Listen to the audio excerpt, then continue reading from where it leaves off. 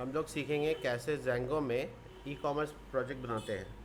तो e commerce project बनाने के लिए सबसे पहले हम क्या करेंगे, एक डेस्कटॉप पे एक न्यू फोल्डर असाइन कर लेते हैं। ठीक है, न्यू फोल्डर जिसका नाम होगा शॉपिंग प्रोजेक्ट।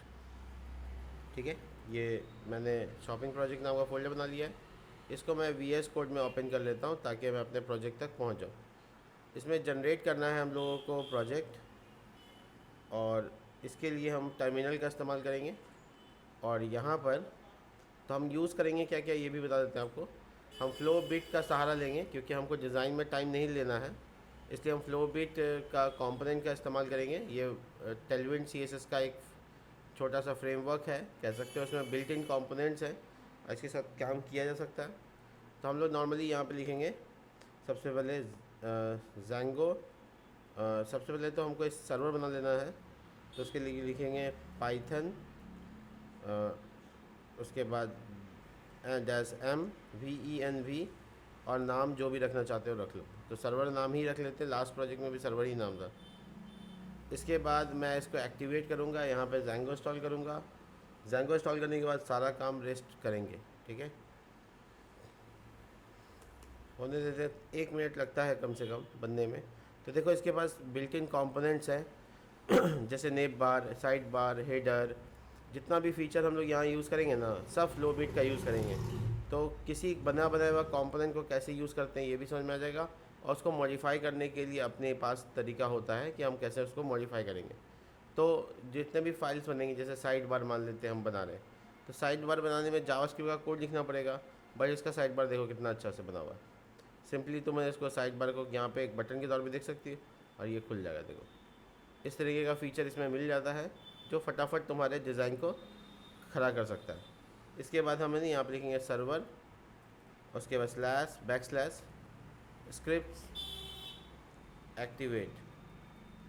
इसके बाद ये एक्टिवेट हो गया। अब इसके बाद हम यहाँ पे लिखेंगे पिप इंस्टॉल ज़ेंगो। ज़ेंगो इंस्टॉलेशन का प्रोसेस है, ज़ेंगो इंस्टॉल हो रहा है।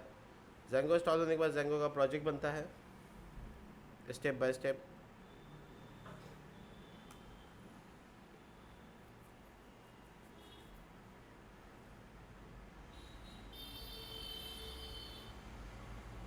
एक मिनट इसको भी लगेगा, इसको भी इंस्टॉल होने देते हैं। सेटअप का मामला है तो हम लोग सेटअप कर लेंगे। ठीक है, एक फाइल बनाते हैं जिसका इम्पोर्टेंस ये है कि हम इस फाइल के अंदर में थोड़ा डिटेल में लिखेंगे read.txt। ये एक फ़ाइल होगा जहाँ पे अपने प्रोजेक्ट के बारे में जानकारी लिखेंगे। ठीक है, तो कैसे काम करता है वगैरह वगैरह ये हम लोग लिखेंगे। ठीक है, तो ज़ेंगो तैयार हो गया। इसके बाद हम लोग इसका ज़ेंगो डैश एडमिन स्टार्ट प्रोजेक्ट, और प्रोजेक्ट का नाम, तो प्रोजेक्ट का नाम हम ई कॉम रख लेते हैं, ई कॉमर्स, ई कॉम। ठीक है, ज़ेंगो प्रोजेक्ट के अंदर में ई कॉम फोल्डर आ गया, आप देख सकते हैं यहाँ पे। अब हम इसको थोड़ा बाहर कर लेते हैं, रुको, ये सर्वर से बाहर आ गया। ठीक है, ई कॉम मेरा प्रोजेक्ट है, उसके अंदर जाएंगे CD ई कॉम, और वहाँ पे एक ऐप बना लेंगे जिसका नाम हम शॉप रख लेते हैं। ठीक है, तो बेसिकली हम यहाँ पे लिखेंगे ज़ेंगो डैश एडमिन स्टार्ट ऐप। ठीक है, और उसके बाद शॉप, ऐप का नाम शॉप नाम से ऐप। तो ई कॉम के अंदर एक शॉप फोल्डर बन गया जो मेरा शॉप बन रहा है। हम लोग कम्प्लीटली इसके साथ काम कर सकते हैं। अब ये read.txt क्यों लिखे हैं, इसका फ़ायदा ये है कि हम लोग कोई भी चीज़ करेंगे तो यहाँ लिख देंगे ताकि पता चले कि क्या क्या चेंज कर रहे हैं। तो हम लोग ना प्रोजेक्ट के पास आ गए, सारा काम हो गया। अब हम लोग यहाँ पे पाइथन manage.py रन सर्वर, जो हमारा प्रोजेक्ट को सर्वर को रन कराएगा। जल्दी जल्दी देखिए, तो ये हो गया मेरा read.txt, जिसमें हम लोग ये बात करेंगे कि क्या क्या डेटा होगा। तो सबसे पहले इंपॉर्टेंट चीज़ होगा कैटेगरी। ठीक है, और कैटेगरी में एक बहुत इंपॉर्टेंट चीज़ करेंगे, वो ये है कि हम लोग 4 कॉलम 5 कॉलम का कैटेगरी। तो पहला हो गया कैट ID, दूसरा हो गया तुम्हारा कैट टाइटल, तीसरा हो गया तुम्हारा कैट डिस्क्रिप्शन, और चौथा हो गया तुम्हारा कैट पेरेंट ID। तो पेरेंट ID मतलब क्या होगा कि एक कैट सब मेन कैटेगरी का सब कैटेगरी भी बनाएंगे, तो इसलिए कैटेगरी का पेरेंट ID। ठीक है, दूसरा जो मॉडल हम लोग बनाने वाले हैं उसका नाम होगा प्रोडक्ट्स, और इसके अंदर होगा टाइटल। ठीक है, टाइटल, और इसके अंदर होगा डिस्क्रिप्शन, इसके अंदर होगा ब्रांड का नाम, इसके अंदर होगा कैटेगरी जो कि एक फ़ॉरेन की होगा, इसलिए कैटेगरी आईडी लिख रहे हैं। और इसी के अलावा उसमें बार कोड होगा, बार कोड जो स्कैन करते हैं वो कोड होगा, ये नलेबल हो सकता है यानी छोड़ भी सकते हैं उसको। उसके बाद इसी तरीके से मेरे पास प्रोडक्ट को प्राइस होगा और उसका एक डिस्काउंट प्राइस भी होगा, डिस्काउंट प्राइस, ठीक है। इसी तरीके से हम इसमें फीचर्ड इमेज या इमेज ये डालेंगे। स्टेटस, अगर मान लो कोई प्रोडक्ट मेरा ठीक से इंसर्ट नहीं हुआ है तो उसको स्टेटस को ट्रू या फॉल्स कर सकते हो। यहाँ पे इसका मतलब होता है ट्रू और फॉल्स वैल्यू रहेगा, तो इसका मतलब हुआ ट्रू रहा तो दिखेगा, फॉल्स रहा तो नहीं दिखेगा। तो ये प्रोडक्ट का टेबल होगा। इसी तरीके से तीसरा जो हम लोग कंटेंट तैयार करेंगे उसमें कूपन स्टोर करेंगे, तो कूपन में हम लोग कूपन आईडी रखेंगे, उसके बाद कूपन का कोड रखेंगे, किस कोड से डिस्काउंट मिल रहा है कोई कोड बनाएंगे, और कूपन स्टेटस ट्रू फॉल्स यानी कूपन सही है या गलत है, इसके लिए कूपन का इन्फॉर्मेशन के बाद चौथा टेबल बनेगा एड्रेस स्टोर करने के लिए। जो ऑर्डर करेगा बंदा तो उसका एड्रेस होना चाहिए, तो उसका नाम होगा जिसने ऑर्डर किया, उसका कॉन्टैक्ट नंबर होगा जिसने ऑर्डर किया, उसका स्ट्रीट हो सकता है, स्ट्रीट एड्रेस हो सकता है, उसका सिटी होगा किस सिटी में स्टोर कर रहा है, एरिया होगा किस एरिया में करना है, उसका पिन कोड होगा, पिन कोड नंबर, और उसका ALT contact number, alternative contact number होगा, और उसका और भी कुछ इन्फॉर्मेशन जो हम लोग को ज़रूरत है। उसके बाद 5वें नंबर पे एड्रेस के अलावा मेरे पास इंफॉर्मेशन होना चाहिए ऑर्डर का। तो ऑर्डर में क्या क्या रखेंगे, तो ऑर्डर में ऑर्डर आईडी होगा, इसके अलावा ऑर्डर आईडी होगा, इसके अलावा जो तुम्हारा किसने ऑर्डर किया उसका नाम होगा, यूज़र आईडी। उसके बाद तुम्हारे पास होगा इज़ ऑर्डर्ड, क्या उसने ऑर्डर का पैसा दे दिया है, अगर दे दिया तो ट्रू, नहीं दिया तो फॉल्स होगा। उसके बाद कूपन आईडी कि कूपन कौन सा लगा हुआ है, ये बाय डिफ़ॉल्ट नलेबल होगा। एड्रेस आईडी, इस ऑर्डर को किस एड्रेस पे डिलीवर कराना है वो भी अभी बाय डिफ़ॉल्ट नल होगा। इसके बाद ठीक है, तो ये छठा नंबर पे क्या होगा, तो ऑर्डर आइटम होगा। ऑर्डर आइटम टेबल क्या करेगा, तो उसमें ऑर्डर का इन्फॉर्मेशन होगा, जैसे कि आईडी होगा इसके पास, आईडी किस ऑर्डर का पार्ट है इसके लिए ऑर्डर आईडी, किस यूज़र का पार्ट है तो उसके लिए यूज़र आईडी, प्रोडक्ट आईडी कौन सा सामान खरीद रहा है वो, कितना पीस खरीद रहा है उसके लिए क्वांटिटी, और at the last is order. Is order true है तो सर पेमेंट कर चुका है, फॉल्स है तो पेमेंट नहीं किया। तो मोटे मोटे तौर पे आपका ये छोटा सा मॉडल सबका इन्फॉर्मेशन हम लिखते जा रहे हैं, और इसके बिहाफ में हम अपना काम करेंगे, इसलिए यहाँ लिख दिया इसलिए ताकि ये आपके साथ काम करे। और मैं शॉपिंग प्रोजेक्ट को गिटहब पे भी डाल रहा हूँ ताकि आप उसको वहाँ से ऐड कर सकें। तो मैं गिटहब पे डाल रहा हूँ ताकि इन्फॉर्मेशन आपके साथ भी शेयर हो जाए। तो आपका हो गया यहाँ पे काम ख़त्म। अब आते हैं अपने माइग्रेशन और सेटिंग्स वगैरह करने पे। तो देखिए सबसे इम्पॉर्टेंट बात यह है कि आपको settings.py में जाना है और उस settings.py में अपने इस प्रोजेक्ट के बारे में बता देना है। तो प्रोजेक्ट का फोल्डर का नाम है शॉप, ऐसे पूरा लिखा जाता है shop.app, ये भी सुन लो। शॉप फोल्डर है, उसके अंदर ऐप फाइल है, ऐप्स, और उसके अंदर शॉप कॉन्फ़िग ऐसे लिखना है। तो आप ऐसे अवॉइड, ऐसे देखिए shop.apps.shopconfig, तो ऐसे पूरा लिखना चाहिए। लेकिन अगर आप सिर्फ नाम लिखते हैं तो भी काम हो जाएगा, लेकिन प्रोफेशनल तरीका ये होता है कि आप यहाँ तक जाएँ। shop.apps, ऐप्स फाइल का नाम है, उसके अंदर में ये क्लास का नाम शॉप कॉन्फ़िग। तो मोटे मोटे तौर पे आपका ये काम हो गया। टेम्पलेट को अगर आप अपना फ़ोल्डर में डालना चाहते हैं तो आपको टेम्पलेट फ़ोल्डर का नाम टेम्पलेट्स ही रख लेते हैं। और चूँकि ये टेम्पलेट्स फोल्डर है तो ये एकदम पे ये जो manage.py है उस पर क्लिक करके तब फोल्डर बनाइएगा तो एकदम सही जगह बनेगा टेम्पलेट्स। ठीक है, अब इसमें जो आपको अपना 2 फोल्डर बनाना है, ध्यान से देखिएगा। टेम्पलेट के अंदर में 2 फोल्डर क्यों बनाना है? यूज़र जो लॉगिन कर लेगा, यूज़र पैनल नाम रख लेते हैं, जब बंदा कोई यूज़र लॉगिन करेगा उसके बाद जो फाइल होगा उसमें रहेगा, और जो पब्लिक के पास रहेगा वो बाहर रहेगा। यानी हम पब्लिक पैनल कर देते हैं। यानी हम ये आपको बताना चाहा कि आपके पास यहाँ पे 2 पैनल क्रिएट हो सकता है, यूज़र पैनल, पब्लिक पैनल। और इसमें चूँकि हम लोग अपना जो सुपर एडमिन वाला लॉगिन होता है उसका इस्तेमाल नहीं करके अपना खुद का लॉगिन बनाएंगे, इसलिए उस फोल्डर का नाम होगा एडमिन पैनल। तो 3 पैनल का प्रोजेक्ट है। यूज़र का पैनल, यूज़र लॉगिन करेगा तब दिखेगा। एडमिन पैनल, एडमिन लॉगिन करने पे दिखेगा। और ये जो आप देख रहे हैं पब्लिक पैनल, ये बिना लॉगिन किए दिखेगा। तो मोटे मोटे तौर पे आपका ये 3 फोल्डर इसलिए बनाया ताकि सब HTML अलग अलग जगह जाए। तो अभी चूँकि हम लोग पब्लिक पैनल बनाएंगे तो पब्लिक पैनल का बेस अलग होगा, उसका नाम लेआउट रख लेते हैं, .blade.php, सॉरी .html। अब ये जो फाइल बना है इसका डिज़ाइन कैसे होगा? तो बेसिक HTML कोड जो होता है वो तो होगा ही, और यहाँ पे जो नाम है वो होगा ecom। ठीक है,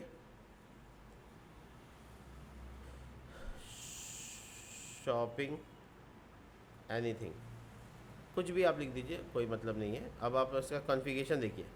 फ्लोबिट को कैसे इंटीग्रेट करेंगे? सबसे पहले फ्लोबिट के पास जाएंगे, website.com पे गेट स्टार्टेड पे क्लिक करेंगे, और यहाँ पर आपको थोड़ा नीचे आना है, या फिर इस तरह के दिखेगा इंक्लूड वाया CDN। तो आपको बस ये लाइन को कॉपी करना है जो CSS का है, और इसको ऊपर में हेड सेक्शन में डाल देना है। ये देखिए CSS का फाइल है। इसके बाद नीचे जावास्क्रिप्ट का एक और लिंक है जो कि आपको बॉडी टैग ख़त्म करने से 1 लाइन पहले डाल देना है। तो ये जावास्क्रिप्ट और CSS आपको फिट कर देना है। इसके बाद आपका पूरा कोई भी कोड डालिएगा फ्लोबिट का वो काम करेगा। एग्जाम्पल के तौर पे आपको हेडर डालना है, तो आप अपना अलग से फोल्डर बनाइए पब्लिक पैनल के अंदर में। मान लेते हैं आप इसमें फ़ोल्डर बना लिया इंक्लूड्स, थोड़ा प्रोजेक्ट बड़ा है इसलिए हम इंक्लूड्स फोल्डर अलग बना के, और उसमें लिखा पब्लिक हेडर, public-header.html। तो ऐसे फाइल का नाम हो गया। ठीक है, तो अब इसको कैसे इंटीग्रेट करेंगे? मान लीजिए हमको हेडर फाइल बनाना है, तो आप नीचे थोड़ा सा आइएगा इसके, और नीचे आने के बाद आप यहाँ पर देखिएगा नेप बार कहाँ लिखा हुआ है। आराम से देखिए नेप बार यहाँ पे, नेप बार मतलब हेडर होता है। तो आप नेप बार का अलग अलग वैरायटी यहाँ देख सकते हैं। ऐसा दिखेगा, ये देखिए ऐसा दिखेगा, फिर देखिए ऐसा दिखेगा। तो आपको जो वाला पसंद है उस पर क्लिक करके आप नेप बार ले सकते हैं। ठीक है, देखिए बहुत सारे हैं, आप जो चाहें यूज़ करें। कुछ ऐसा नहीं कि जितना चाहिए वो सब मिल जाएगा आपको, आपको कुछ अपने से भी इस्तेमाल करना पड़ेगा। हम जैसे ये ड्रॉप डाउन मेन्यू वाला ले लेते हैं जिसमें ये यूज़र का ड्रॉप डाउन मेन्यू भी है। ठीक है, तो हम इसको कॉपी करेंगे, यहाँ से सिंपली कॉपी पे क्लिक करेंगे, कॉपी हो गया, और ये अपने हेडर में पेस्ट कर देंगे। ज़्यादा कुछ नहीं है। पेस्ट करने के बाद लेआउट में यहाँ पे कैसे बुलाएंगे? तो @ ब्रैकेट इंक्लूड और फोल्डर का नाम। तो आपको पूरा एक्सेस करना है, public_layout panel, public panel / public header -header, इस तरीके से। तो आप ध्यान रखिएगा ये कोड HTML में है इसलिए ये वाला लाइन इतना अच्छे से काम नहीं कर रहा है, बट हाँ आप इसका आउटपुट जब देखेंगे तो आपको थोड़ा पता चलेगा। तो आपका जो लेआउट है ये तो अभी Django का प्रोजेक्ट रेंडर किया हुआ है तो आपको कुछ खास पता नहीं चलेगा, बट हाँ ये है कि आप अपना URLs अलग अलग कर सकते हैं। तो नॉर्मल बात ये हुआ कि ये पब्लिक हेडर आपको अपने पेज पे दिखाना है, तो आपने लेआउट में दिखा दिया। लेआउट के नीचे यहाँ पे आप अपना ब्लॉक बना लीजिए, ब्लॉक, अब ब्लॉक का नाम कंटेंट रख लिया। देखिए अगर डबल कोट के साथ कंटेंट नाम लिखा है तो डबल कोट नाम हो गया उसका, अब डबल कोट के साथ यूज़ करेंगे। अब बिना डबल कोट के लिखा है तो बिना डबल कोट के यूज़ करेंगे। इन ब्लॉक ना, ऐसे स्पेस नहीं होगा, हो गया। तो ये आपका ब्लॉक बना दिया हम ताकि ये पट्टी तैयार हो जाए, और जो बाकी रेस्ट कोड होगा वो यहाँ करेंगे। बट हाँ ये बात है कि आपका लेआउट पे तो काम होगा नहीं, तो अलग से एक पेज बनेगा home.html, और वहाँ एक्सटेंड कर लेंगे इसको पब्लिक, ध्यान से देखिएगा, public अंडरस्कोर पैनल, ये फोल्डर का नाम स्लैश लेआउट डॉट HTML, एकदम ध्यान से। ब्लॉक, अब ब्लॉक का नाम कंटेंट रखे थे। देखिए डबल कोट्स में लिखते हैं तो डबल कोट्स लिखना होता है, अभी डबल कोट्स नहीं लिख रहे हम। ये कंटेंट आपका तैयार हो गया। इसको आप अपने पेज का रेंडर बना सकते हैं। इसके लिए आप क्या करेंगे, यहाँ पर बना सकते हैं आप अपने यहाँ पर डिज़ाइन डिव, उसके बाद होम, रिक्वेस्ट और ये रिटर्न। ध्यान रहे यहाँ डायरेक्ट होम नहीं है, पब्लिक पैनल स्लैश होम है, तो आपको हमेशा पब्लिक पैनल लिखना होगा फोल्डर का नाम, तब आपका स्लैश होम। ठीक है, तो मोटे मोटे तौर पे आपका यहाँ पे काम हो गया। आप इसको URL में कन्वर्ट करेंगे, तो ये URL है, ये ऊपर का कमेंट हटा देते हैं, यहाँ पे URL डाल दें, पाथ कुछ नहीं लिखेंगे तो होम पेज होगा। और इंपोर्ट करो फ्रॉम दिस, नहीं, from shop dot view import all लिख के हम फ्री हो गए। नाम क्या था, होम। ठीक है, इसका जो URL का नाम होगा वो क्या होगा, मान लो ऐसे नाम लिख सकते हो, पब्लिक डॉट होम। इससे क्या हुआ, पब्लिक पता चल गया, पब्लिक का होम। ठीक है, तो ऐसा भी नाम हो सकता है और आप इसको यूज़ कर सकते हैं। तो अब देखिए होम पेज पे क्या होता है, बोल रहा है कि पब्लिक फोल्डर के अंदर जो पैनल है template does not exist. Oh sorry, देखो क्या गलती की हम, लेआउट में हमको इंक्लूड, पब्लिक पैनल के अंदर इंक्लूड है, इंक्लूड फोल्डर के अंदर वो है। अब चेक करो, अरे इंक्लूड से या इंक्लूड है, पब्लिक पैनल के अंदर इंक्लूड्स, शायद स्लैश की जगह डॉट लगाना पड़ेगा।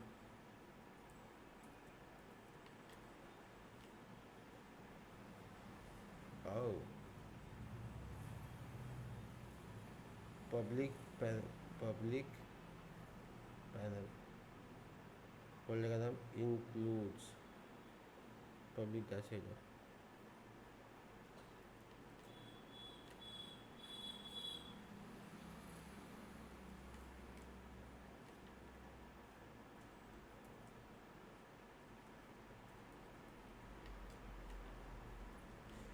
एक minute, how to include HTML in Django।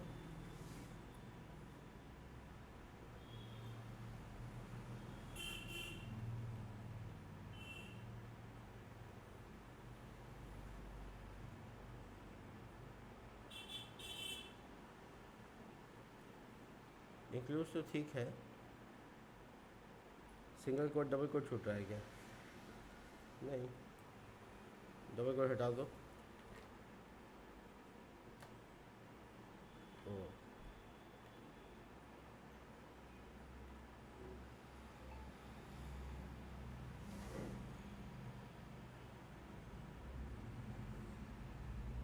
एक मिनट,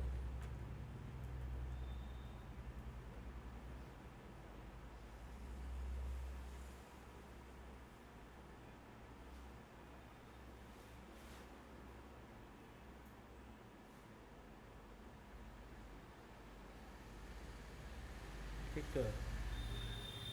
ओ .html लिखना भूल गए, माय बैड, मैंने एक्सटेंशन लिखा ही नहीं, ऐसे ही खोज रहे हैं। देखो, तो ये हेडर पट्टी तैयार है। अब आपको ये हेडर पट्टी में जो चेंजेस करना वो कर लेंगे बाद में, पहले हम लोग आगे का चीज़ कर लेते हैं। उसके बाद जो बैनर है, बैनर पे क्लिक करेंगे तो आप देखिएगा बैनर ऐसा करके आता है। ठीक है, ऊपर में देख रहे हैं पट्टी, ये वाला बैनर है लाएगा, तो ये बैनर आप यूज़ कर सकते हैं, नीचे भी ऊपर भी। ठीक है, कोई डिस्काउंट है या कमीशन है, उसको इन्फॉर्मेशन में डाल सकते हैं अलग अलग तरह से। बैनर का तो काम नहीं है अभी यहाँ पे। हम एक छोटा सा कार्ड कैरोजल बना लेते हैं। कैरोजल मतलब इमेज स्लाइडर, तो कैरोजल कैरोजल कैरोजल सर्च कीजिएगा यहाँ पे, ये रहा। तो देखिए कैरोजल है, ऐसा करके स्लाइडर आएगा, कॉपी कर लेंगे और कैरोजल को भी इंक्लूड करेंगे। ठीक है, तो अलग से कैरोजल रख के फिर इसको बुला सकते हो। तो हम यहाँ पे इंक्लूड में लिखेंगे यहाँ पे स्लाइडर डॉट HTML। ठीक है, तो हम अपना होम पेज में बुलाएंगे, लेआउट में बुलाएंगे तो सब पे जगह पे आ जाएगा, इसलिए यहाँ पे कर्ली ब्रैकेट परसेंटेज इंक्लूड और यहाँ पे देखो public panel slash include slash slider dot H T M L भूल गए थे। तो ये जो हम यहाँ पे पेस्ट करके आएंगे वो हमको दिखेगा होम पेज पे। देखना चाहोगे? क्या हुआ? ये तो ठीक है। पब्लिक पैनल स्लाइडर आर छुड़िए। देखो ये इमेज का यूआरएल है, ये इमेज स्लाइडर काम कर रहा है बट इमेज नहीं होने की वजह से ऐसा काम हो रहा है। स्लाइडर के पास जो फ़ोटो का लिंक है ना ये गलत है। इसमें से ना डमी डेटा अभी फ़िलहाल डाल दो, तो इसको एक साथ मिटाओ और कोई इमेज बाद में बना के डाल देंगे। तो अभी https://pixum डॉट फोटोज़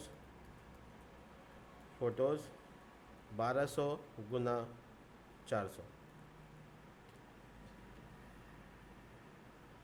लो पिक्सम डॉट फोटोज़ यूआरएल सही है ना? हाँ ठीक है, देखो फ़ोटो आ गया। तो ये मोटे मोटे तौर पे आपके लिए एक फ़ोटो है, लास्ट वाला नहीं काम कर रहा है, बाकी ठीक है।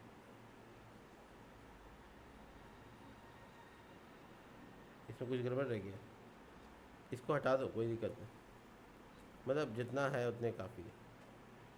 या कोई नंबर का ऊपर में छूट गया लगता है, ये देखो पहले नंबर छूट गया, हटा देते हैं इसको। मतलब हमको 3 है तो 3 राउंड करेगा। तो इमेज इसमें ये सीखेंगे कि डेटाबेस में बैनर रख के यहाँ कैसे चलाते हैं। मतलब हम डेटाबेस से इंस्टॉल करेंगे तो अच्छा लग रहा है दिखने में। इमेज सेम वो अलग बात है, लेकिन हाँ काम हो गया अपना, ठीक है। इसके बाद हम लोग क्या करेंगे, कार्ड का सेक्शन बनाएंगे इस तरीके से, देखो। अच्छा कैरोसेल एक तरह का नहीं होता है, वो हम आपको दिखाते हैं। ऐसा नहीं कि कैरोसेल एक तरह का होता है। कैरोसेल पे क्लिक करेंगे तो आप बहुत सारा कैरोसेल यूज़ कर सकते हैं। ये कैरोसेल है, ये भी कैरोसेल है, नीचे देखो ये भी कैरोसेल है, इस तरह से। तो अलग अलग कैरोसेल होता है, आप इसको यूज़ कर सकते हैं। चलिए तो अब क्या करना है, अब स्लाइडर लगाना है। स्लाइडर किसे कहते हैं, जो बगल में पट्टी आएगा। तो जब हम इस प्रोडक्ट पे मोबाइल वर्जन में जाएंगे तब तो उसके लिए अलग काम करेंगे, बट अभी डिज़ाइन सही लग रहा है तो अपना काम आगे बढ़ाते हैं।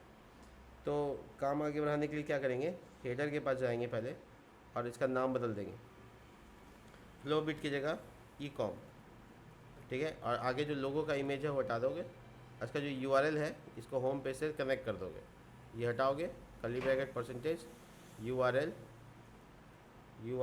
और उसका होम पेज नाम है होम पेज।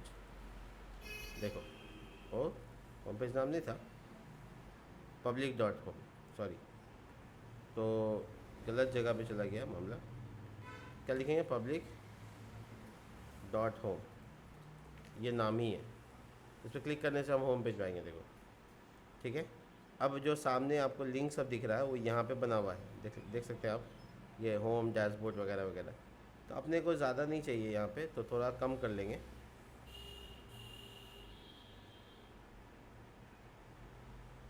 ये सारा है, ठीक है। तो हम होम अबाउट ये सब इतना ज़्यादा नहीं चाहिए। होम और कार्ड डालेंगे, कार्ड, ठीक है। तो एक्चुअल में कार्ड क्यों डाल रहे हैं, क्योंकि वो कार्ड यहाँ चाहिए। तो हम क्या करेंगे, इसका होम को भी हटा देंगे, बच गया मेरे पास एक। और ये है पूरा आइटम जिसको हमको चलाना है, यहाँ से डिव तक। इसको हम अगर इस सेक्शन में डालने की कोशिश करेंगे तो काम हो जाएगा। तो इस सेक्शन में डालने का मतलब है हम यहाँ पे डालने की कोशिश करते हैं। देखो कहाँ गया, कार्ड उधर चला गया। अब दोनों में गैप कंसिडर कराने के लिए स्पेस एक्स तो है।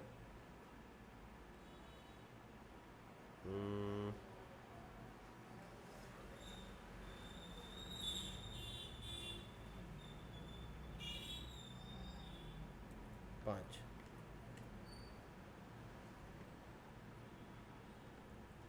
मार्जिन लेफ़्ट साइड से 3, ठीक है। अब वो कार्ड का डिज़ाइन करना है हमको, तो थोड़ा सा अच्छा दिखे, इसलिए हम यहाँ पे BG डैश ब्लैक कुछ है, BG पहले से CSS किया हुआ, तो हम उसको थोड़ा सा ओवरराइड करना पड़ेगा। खैर छोड़ो, इसको बाद में कर लेंगे। तो अपना ऊपर का हेडर पट्टी और उसके बाद नीचे स्लाइडर इमेज और नीचे प्रोडक्ट दिखाना है। तो इसी तरीके का डिज़ाइन हम बना के तैयार करेंगे। कैटेगरी दिखाना है, प्रोडक्ट दिखाना है, ये सब। तो हम सबके लिए ना पैनल भी बनाएंगे। जैसे एडमिन पैनल बनाना है तो एडमिन पैनल का काम शुरू करते हैं। इस सारा फाइल को हम यहाँ से हटा देते हैं, ठीक है। और सारे फाइल को हटाने के बाद पब्लिक फोल्डर, अभी हम लोग को एडमिन पे काम करना था, ई कॉम, उसके बाद शॉप, टेम्पलेट और ये एडमिन पैनल। तो इसका अपना बेस होगा, तो इसका नाम रखेंगे layout.html। और इसका layout.html में ये बेसिक HTML कोड। तुम चाहो तो पब्लिक वाला कॉपी पेस्ट भी कर सकते हैं, बट ध्यान से करना, क्या चेंज करना वो पता होना चाहिए आपको, नहीं तो गड़बड़ हो जाएगा। कैसे? एग्जाम्पल के तौर पे इसका अपना एडमिन पैनल बनेगा तो उसके लिए इंक्लूड फोल्डर अलग, इंक्लूड्स, और उसके अंदर में हेडर, तो उसका नाम होगा एडमिन हेडर। देख रहे हो पैटर्न? एकदम अच्छे से कर सकते हो। इसी तरीके से इसका साइड बार बनेगा तो उसका नाम होगा साइड बार .html, इस तरीके से। तो हम लोग जो एडमिन का लेआउट बनाने वाले हैं यहाँ पे, ये एक्चुअल में साइड बार नाम का कंपोनेंट होता है यहाँ पे। साइड बार, ये देखो साइड बार, तो ये बनाने वाले हैं। ये पट्टी रहेगा बगल में और ये रहेगा मेरा कंटेंट। बस इसको करो कॉपी पेस्ट, पहले तो कॉपी कर लो, कॉपी करके पेस्ट कर दो। कहाँ बताते हैं? ऊपर का, इसका अभी इंक्लूड की ज़रूरत नहीं है, तुम इसका कंटेंट बाद में कर लेना, पहले इसको पेस्ट कर लो अच्छे से। पेस्ट करने के बाद तुमको कौन सा एरिया रखना, कौन सा नहीं रखना है, ये ध्यान देना बहुत ज़रूरी है। तो देखो, ये है तुम्हारा, ये वाला ए साइड नाम का जो ए साइड है, ये तुम्हारा बगल का पट्टी है।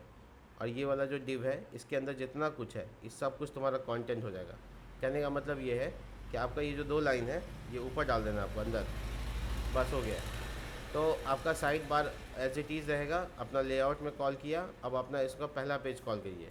जैसे डैशबोर्ड बनाना है तो dashboard.html, तो डैशबोर्ड के अंदर में आप एक्सटेंड कर लीजिए अपने एडमिन डॉट ये स्लैश यूज़ कर सकते हो लेआउट को।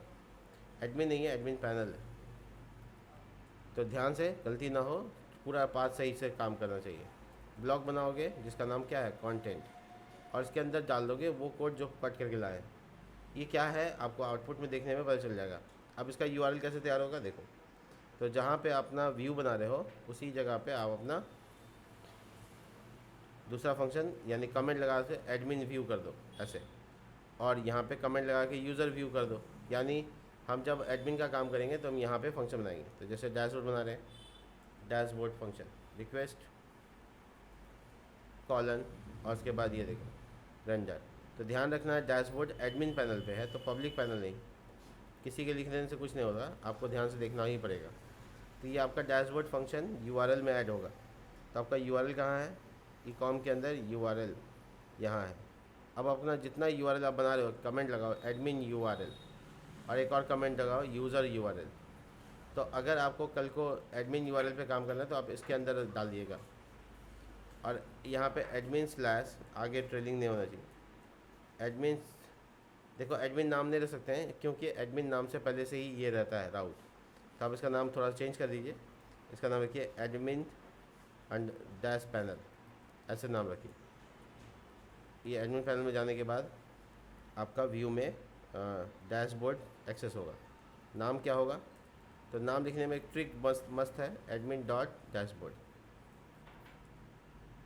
ठीक है। एक कॉमा लगा दोगे, यानी आपका ऊपर में जितना पाथ होगा पब्लिक पैनल के लिए होगा, यहाँ पे जितना पाथ होगा एडमिन पैनल के लिए, और इसके नीचे जितना लिखोगे वो सब यूज़र में। तो कैटेगराइज हो सकता है आराम से। तो ये पॉसिबल हो गया है। अब आप इसको एक्सेस कैसे करेंगे? तो slash admin panel, admin dash panel. अब आपसे पूछ रहा है कि एडमिन पैनल के अंदर लेआउट में थोड़ा गड़बड़ी है, चलिए देखते हैं क्या मामला है। तो एडमिन डैशबोर्ड के फंक्शन में पहले जाएंगे। यहाँ पर हम लोगों ने डैशबोर्ड को सही से पॉइंट किया है, और यहाँ पर .html यहाँ भी छुटी है, ये देखिए। तो ये पट्टी है साइड बार, और ये जो आप प्लस प्लस देख रहे हैं ये सब हटा देना है आपको, खाली करेंगे इसको। देखिए नॉर्मली आपको ये दिख रहा है। अब ऊपर में आप साइड बार के अलावा आप आराम से इसका मैनेजमेंट कर सकते हैं। तो हम हटाने की जगह पे उसमें कार्ड्स बनाना, डिज़ाइन करना, ये सब करेंगे। तो जैसे 1 2 3 बॉक्स है यहाँ ऊपर, सबसे ऊपर वाला में।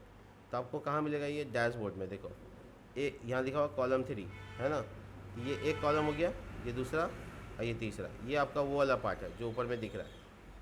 इस पार्ट को आप रीडिज़ाइन कर सकते हो। कैसे कर सकते हैं? पहले एक को खोलेंगे और यहाँ पे जो प्लस का साइन आ रहा है उसको हटा देंगे। आप यहाँ पैराग्राफ में लिख सकते हैं टोटल कैटेगरी। आप देखिए इसको लिखा हुआ आएगा, देखिए आ रहा है।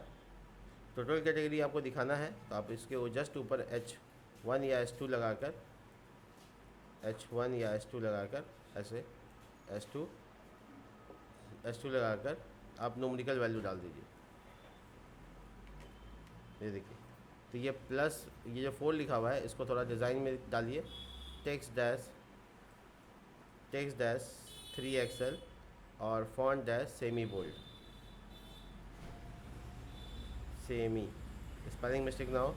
और फ्लिक्स डैश कॉल, एक दूसरे के नीचे आए इसके लिए। देखिए, तो ये जो बैकग्राउंड है इसका जो ग्रे है इसको आप दूसरा कलर दे दीजिए, जैसे येलो, तो 500 दे दीजिए। देखिए दिखने में 300, थोड़ा लाइट कलर, ठीक है। अब जो टेक्स्ट कलर आ रहा है ये डार्क वर्जन के ऊपर लिए है, तो आप इसमें डार्क वर्जन में क्या होगा वो भी बता सकते हैं। येलो 800 होगा। टेक्स्ट डैश देखिएगा यहाँ पे कोई कलर के बारे में ग्रे बताया हुआ है यहाँ पे, तो टेक्स्ट डैश डार्क वर्जन में आप कर दीजिएगा वाइट। डार्क और लाइट दोनों में सेम, तो सीधा सीधा मिटा के कर दो वाइट। हो गया मोटे मोटे तौर पे। देखो अब इसको थोड़ा डार्क 300 की जगह पे 500 कर दोगे तो भी चलेगा। 400, देखो। और ऊपर देखो ये जो ब्लैक हुआ हुआ है इसको भी टेक्स्ट डैश वाइट, ठीक है। और ये जो जस्टिफाई सेंटर लिखा हुआ है इसको अगर हम हटा देंगे तो ये, सॉरी जस्टिफाई सेंटर नहीं, आइटम सेंटर को हटाएंगे तो ये बेसिकली तुम्हारा इस तरफ अलाइन हो जाएगा। लेकिन ध्यान रखिए जब अलाइन हो रहा है तो पेडिंग होना चाहिए आपके पास। देखो ठीक है, काफ़ी रहेगा। तुम्हारा डिज़ाइन के ऊपर हम ज़्यादा वो नहीं कर रहे। अब एक हो गया तो ये दोनों को मिटा दो, ठीक है, और इसको कॉपी पेस्ट कर लो, ठीक है। टोटल प्रोडक्ट्स और टोटल ऑर्डर, ये गिनती होगा बाद में, अभी देख लो। कलर सिर्फ चेंज करना है आपको, येलो की जगह पे आप कर दीजिए रेड और इसको कर दीजिए ग्रीन। कलर का मैटर नहीं है, आप जो चाहें चेंज कर सकते हैं। तो इसके नीचे जितना कंटेंट है वो अभी फ़िलहाल हटा सकते हो, बाद में डिज़ाइन की ज़रूरत जब पड़ेगी तो तुम लेते आना क्या लगाना है तुमको। देखो देखो खाली कर दिया, तो ये आपका डैशबोर्ड के तौर पे काम कर गया। इसका लिंक सबको चेंज करके इसके साथ अपना काम करेंगे। जैसे एग्जांपल के तौर पे इस सबको, इसका इधर का जो पार्ट है वो साइड बार अभी खाली है तो साइड बार का ज़रूरत नहीं है तो हटा दो। आपका यहाँ पे लेआउट में ही हम साइड बार डाल दिया है, इसको अलग से नहीं डाला। तो साइड बार जब भी ज़रूरत पड़ेगा यहाँ से चेंजेस करेंगे। जैसे एग्जांपल के तौर पे पहला जो लिंक है उसका नाम है डैशबोर्ड, दूसरा लिंक का नाम चेंज कर दो मैनेज कैटेगरीज, तीसरा लिंक का नाम मैनेज ऑर्डर्स, प्रोडक्ट्स कर दो पहले प्रोडक्ट्स, चौथा का मैनेज यूज़र्स, मैनेज ऑर्डर्स, उसके बाद मैनेज एड्रेसेस, इसी तरीके से मैनेज कूपन्स, ठीक है। और फर्दर कोई चीज़ होगा तो उसके लिए ये प्रो और 3 जो लिखा हुआ है हटा देते हैं।